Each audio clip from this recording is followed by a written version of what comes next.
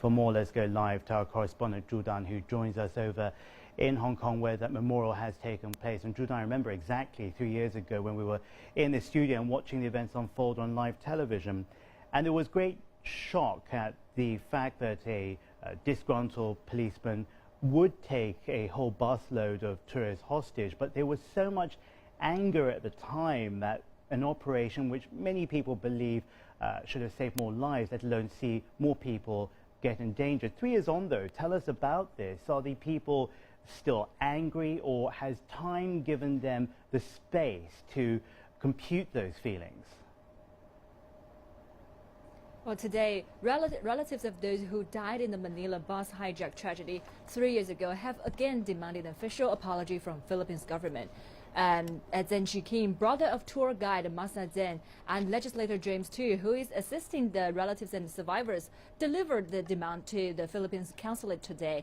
But the consulate is closed on Friday, so no one was there to receive their demands for official apology and compensation. Zhen said they were so disappointed that no one was there to accept their demands. Also, survivors and family members of victims have filed a suit in the High Court seeking compensation from the Philippines government. They filed the writ yesterday. Three plaintiffs sued 9 defenders for compensation. Apart from the Philippine government, they are suing former mayor of Manila, Alfredo Lim, and 7 others who handled the hostage operation. But Hong Kong's lawmakers say they would be facing a lot of obstacles, including whether the defendants would exercise sovereign immunity and how to send the writ to them. Now, each of the plaintiffs is asking for a compensation amounting to millions of dollars. James. As we heard a little bit earlier, today was the deadline for filing those legal claims. But I think for many of the families, trying to find a way forward is not so much the compensation, but it goes back to your first point, Zhu Dan, about an apology, a simple sorry from the Philippine government, which was directing this mission through its police force on that night on August 23rd. Why has it been so difficult to be able just to get a few words out of them? Well, there's a lot of debate on why the Chinese Taipei pushed Manila for an apology over the shooting of a fisherman by the Philippine Coast Guard.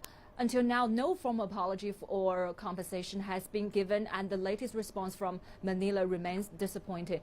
But Hong Kong media said this is not to suggest we should mount pressure by threatening economic retaliation.